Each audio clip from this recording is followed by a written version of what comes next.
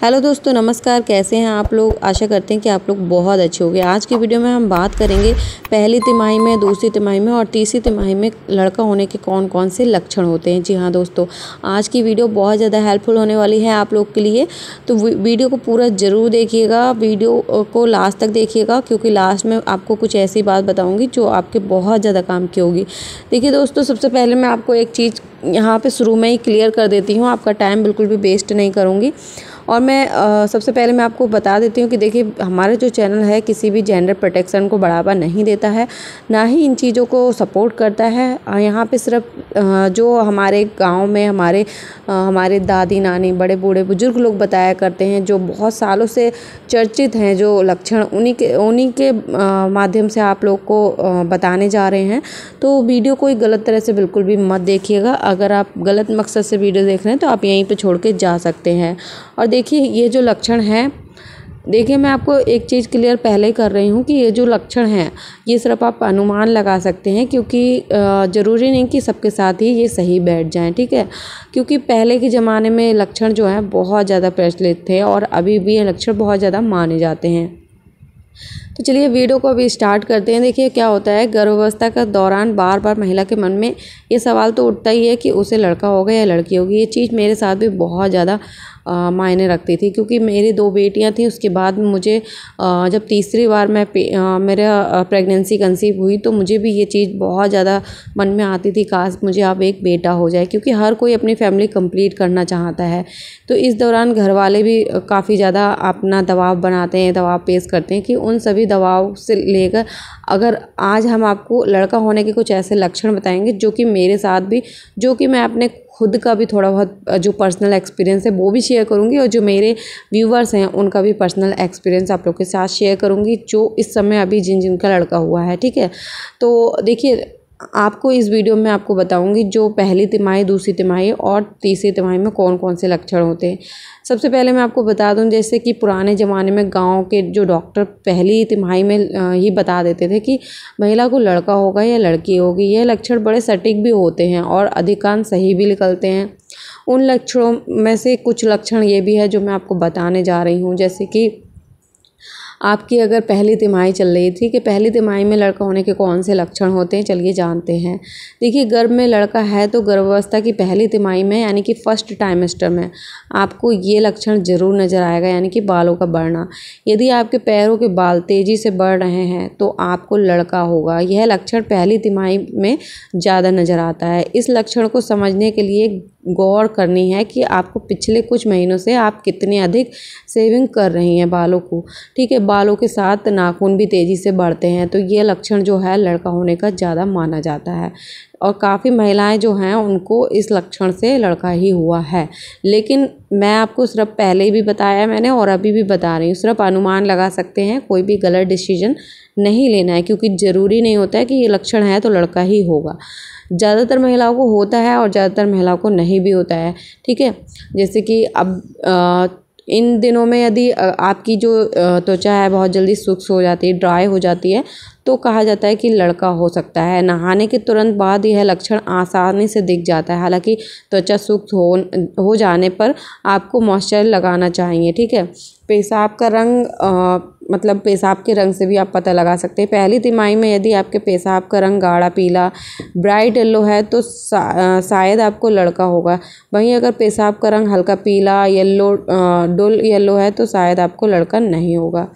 आपको पता होना चाहिए कि पीली पेशाब निर्जली कारण के भी हो सकती है, इसलिए इससे लड़का होने का लक्षण मानने से पहले यह सुनिश्चित करें कि आपको भरपूर पानी पीते हैं और आपको कोई संक्रामक तो नहीं है, कोई बीमारी तो नहीं है, तो और आप कोई दवा वगैरह खाते हैं तो उसका भी आप ध्यान रखें, तो इस कारण भी हो सकता है, ठीक है। अब बात करते हैं सिर दर्द।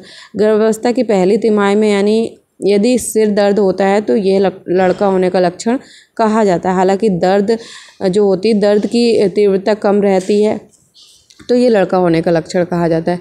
अब दूसरी तिमाही में एक लड़का होने के क्या क्या लक्षण होते हैं। पेट में लड़का होने पर दूसरी तिमाही यानी कि सेकंड ट्राइमेस्टर में कुछ लक्षण नज़र आते हैं। सोने का तरीका, दूसरी तिमाही में यदि महिला बाएं तरफ मुंह करके सोती है तो लड़का होने की संभावना बहुत अधिक होती है।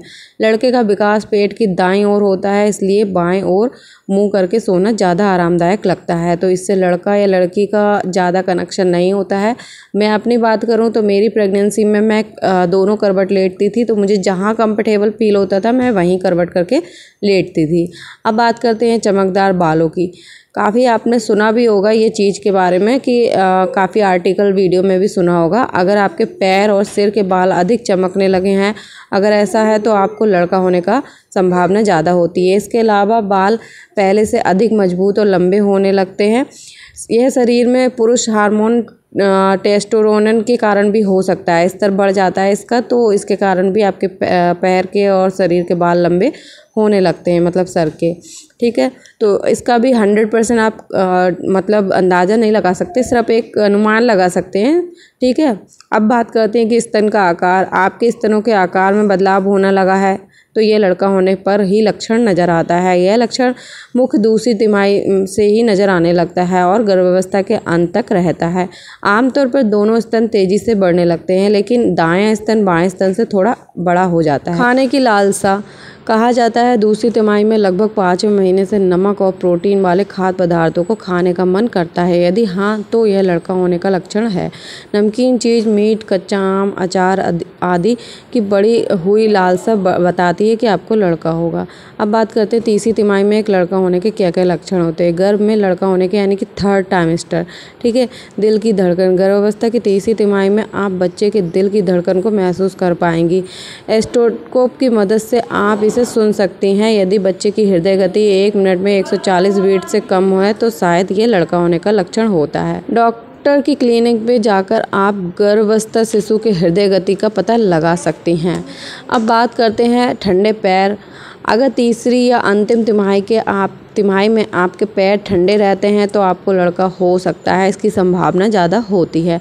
हालांकि इस दौरान शरीर में कई हार्मोन उतार चढ़ाव होते हैं जिसके कारण भी शरीर ठंडा पड़ सकता है, लेकिन विशेषज्ञों का कहना है, मतलब हमारे जो बड़े बूढ़े बुजुर्ग लोग हैं वो कहते हैं कि गर्भ में लड़का होने पर केवल पैर का तलवा ठंडा होता है, ना कि पूरा शरीर। अब वजन बढ़ने की बात करते हैं। काफ़ी महिलाओं का वजन प्रेगनेंसी के दौरान बढ़ता है, तो क्या इससे भी लड़का होने का लक्षण पता चलता है?